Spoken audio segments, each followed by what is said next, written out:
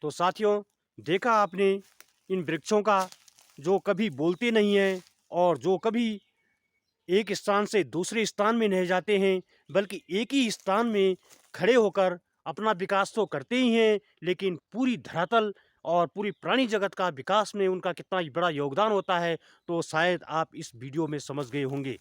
इसलिए पेड़ों को अधिक से अधिक लगाएं और उनकी रेख देख भी करें। साथियों, सादर प्रणाम। मैं हूं गोपाल बोगना। स्वागत है आपका मेरे YouTube channel Uttarakhand Himalaya blog में। साथियों, आज के वीडियो में और इसको बनाने में मेरा साथ दे रही हैं हमारी धर्मपत्नी अनिता देवी जी। नमस्ते। साथियों, तो आप तैयार हो जाइए इस वीडियो को देखने के लिए, क्योंकि इस वीडियो में आपको बहुत ही महत्वपूर्ण जानकारी मिलने वाली है। और ये मैं आज जो जानकारी आपको दे रहा हूँ, ये अपने आसपास या पूरे धरातल पर जो हमारे वृक्ष हैं, जो हमारे पेड़ पौधे हैं, वो हम प्राणी जगत के लिए, पूरे धरातल के लिए कितने महत्वपूर्ण हैं, जिनका हमें कुछ पता नहीं होता है। और वो अनजान में या पेड़ पौधे हमें कुछ ऐसी चीज़ें दे जाते हैं जिनका हमें कुछ ज्ञान नहीं होता है, लेकिन वो कितने महत्वपूर्ण होते हैं, वो इतना महत्वपूर्ण होते हैं कि जिनके बिना हम एक क्षण भी नहीं जी पाते हैं। तो आप देखते रहिए और बने रहिए लास्ट तक, क्योंकि अंत में इस वीडियो में बहुत ही महत्वपूर्ण जानकारी आपको मिलने वाली है। साथियों, आप देख सकते हैं ये मेरे आसपास कितने सुंदर ये घने जंगल उगे हुए हैं, और बिल्कुल ये वृक्ष न बोल पाते हैं और न कुछ ऐसा काम कर पाते हैं जो हमें दिखता है, बल्कि ये खड़े खड़े ही इतने विशाल बन जाते हैं। और एक ही जगह में स्थित होने के बावजूद ये पूरे धरातल और प्राणी जगत के लिए इतना बड़ा काम कर जाते हैं, जिनका हमें शायद ही पता हो।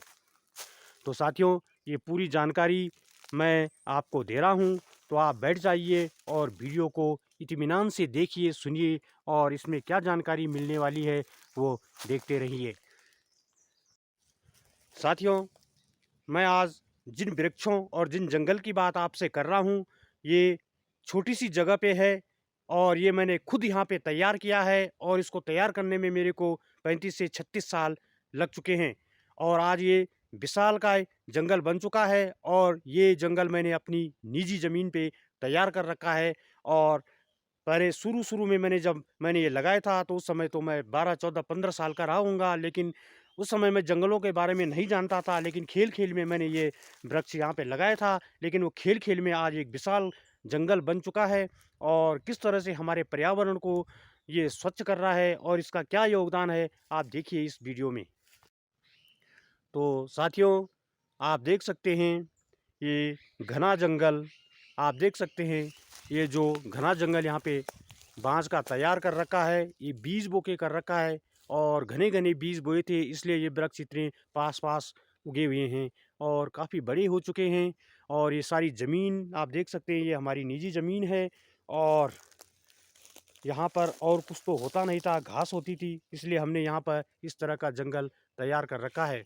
तो साथियों, ये जंगल बहुत ही सुंदर और मनमोहने वाला है यहाँ पर।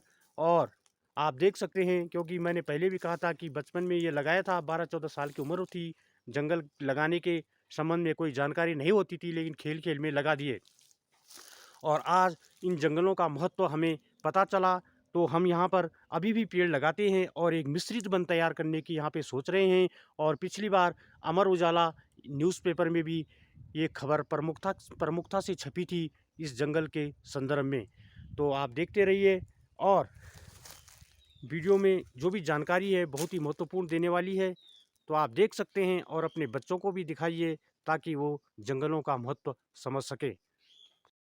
साथियों, आप देख सकते हैं कितना सुंदर ये जंगल यहाँ पर है। और आज के परिवेश में यदि देखा जाए, क्योंकि पूरी धरातल प्रदूषण के चपेट में है, और ऐसे में यदि हम वृक्षों को तवज्जो नहीं देंगे, तो ये हमारी धरा के लिए बहुत ही खतरनाक साबित होने वाला है। और कुछ-कुछ संकेत मिलने भी शुरू हो गए हैं। आप देख सकते हैं कि बिना मौसम के कभी बारिश हो जाती है, और कभी पूरा साल भर बारिश ही नहीं हो पाती है। और हमें जो मौसम मार्च में होता था, वो हमें जनवरी फरवरी में ही देखने को मिल रहा है। तो ये सब वृक्षों को धरातल से नज़ारत होने के कारण सब कुछ हो रहा है। तो हमें अब इन वृक्षों के बारे में सोचना होगा और इन पर बृहत रूप में कार्य करना होगा और प्रत्येक आदमी को अपनी जिम्मेदारी समझनी होगी और कम से कम 50 पेड़ प्रति वर्ष उन्हें ऐसे धरातल पे लगाने होंगे और उनकी जिम्मेदारी भी लेनी होगी। साथियों, वृक्षों का सारा जीवन सेवा करने में है। आप देख सकते हैं कि वृक्ष सेवा देने के अलावा कुछ काम ही नहीं करते हैं पूरी मानव जाति और प्राणी जगत और धरातल को। ये अपने फूल पत्तों और फलों, शाखाओं, जड़ों और छाया, सुगंध, रस, अपनी छाल, लकड़ी और इनसे जो कोयला तैयार होता है, ये सब दूसरों के प्रयोजन के लिए बने हुए हैं। इसमें पूरी मानव जाति फ़ायदा उठा रही है। वृक्षों को इनसे कुछ भी नहीं मिल रहा है, लेकिन वृक्षों की वजह से हमें बहुत कुछ मिल रहा है। ये आप देख सकते हैं, इन वृक्षों की वजह से हमें क्या-क्या मिल रहा है जो अदृश्य है। जैसे हवा है, हवा में ऑक्सीजन होता है, वो दिखती तो नहीं है, लेकिन उसके बिना हम क्षण भर भी नहीं जी सकते हैं। ये सब वृक्षों की वजह से ही हो रहा है। तो आप देखते रहिए और बने रहिए। तो साथियों, आप देख सकते हैं मेरे पीछे ये विशाल बाँस का जंगल और ये सब खुद मेरे द्वारा यहाँ पे लगाया गया है और बहुत ही सुंदर और आकर्षक ये यहाँ पे बन चुका है। काफ़ी बड़े वृक्ष हैं और जैसा कि मैंने बताया कि इन वृक्षों का हमारे जीवन में क्यों ये योगदान है, तो मैं आपको बताना चाहूँगा कि वृक्ष अपने पूरे जीवन काल में सेवा ही करने का इनका काम होता है और कुछ नहीं। ये केवल मानव जाति और पूरे प्राणी जगत और धरातल के लिए कुछ न कुछ दे पाते हैं, जिसकी वजह से ये पृथ्वी अभी तक जिंदा है या पूरी प्राणी जगत अभी तक जिंदा है, वो केवल और केवल वृक्षों के कारण ही है। आपको बताना चाहूँगा कि वृक्ष हमें क्या-क्या देते हैं, सुगंध देते हैं, रस देते हैं और इनकी छाल से बड़ी-बड़ी औषधियाँ बनती हैं और हमें कोयला देते हैं। तो देखा जाए तो ये सब देने का काम ही वृक्ष कर रहे हैं, लेने का कुछ भी नहीं कर रहे हैं। तो आप देख सकते हैं कि एक वृक्ष यदि 50 साल जीता है, यदि उसकी उम्र 50 साल है, तो वो 50 साल में हमें तकरीबन 5 लाख रुपए की ऑक्सीजन दे पाता है। और आप देख सकते हैं कि यदि 50 लाख की ऑक्सीजन हमें ज़िंदा रहने के लिए खरीदनी हो, तो क्या होगा? ये खुद आप अनुमान कर सकते हैं, तब जाके हमें वृक्षों के योगदान का पता चल सकेगा और वृक्ष इसके अलावा हमें और क्या दे पाते हैं, ये आप देखते रहिए और बने रहिए इस वीडियो में। और साथियों, इन वृक्षों का जो योगदान है, वो मैं आपको बताने जा रहा हूँ और भी है। और आप देख सकते हैं कि ये वृक्ष, इन वृक्षों के द्वारा कितना मिट्टी कटाव पर नियंत्रण होता है और यदि हम कृत्रिम रूप से उस मिट्टी के कटान को नियंत्रित करते हैं, तो इसमें तकरीबन एक वृक्ष द्वारा जो मिट्टी कटान रोकी जाती है, वो पूरे जीवन काल में तकरीबन 10 लाख रुपए के बराबर होती है।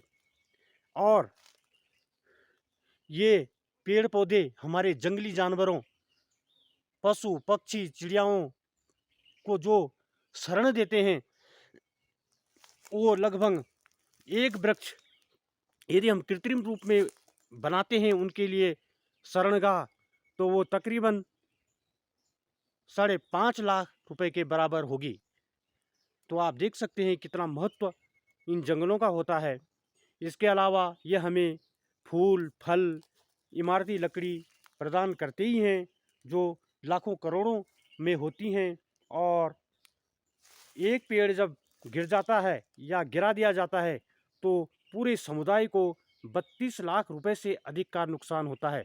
तो आप समझ लीजिए इन वृक्षों का महत्व, जो हमें पता नहीं होता है और अनजान में हम ऐसी गलती कर जाते हैं, जो हमारे लिए, प्राणी जगत के लिए, धरातल के लिए बहुत ही घातक हो जाता है और हो रहा है।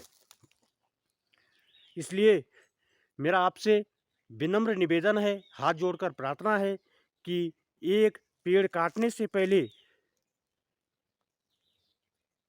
आपको 2 पेड़ ज़रूर लगाने होंगे और एक पेड़ यदि आप काटते हैं तो 2 पेड़ लगाएं, और जब ये 2-3 साल का हो जाए तब 1 पेड़ आप अपने लाभ के लिए या कोई ख़ास ज़रूरत हो तो आप तब उसको जो भी हो उसका उपयोग कर सकते हैं। तो साथियों, आपने देखा कि इन वृक्षों का कितना महत्वपूर्ण योगदान होता है।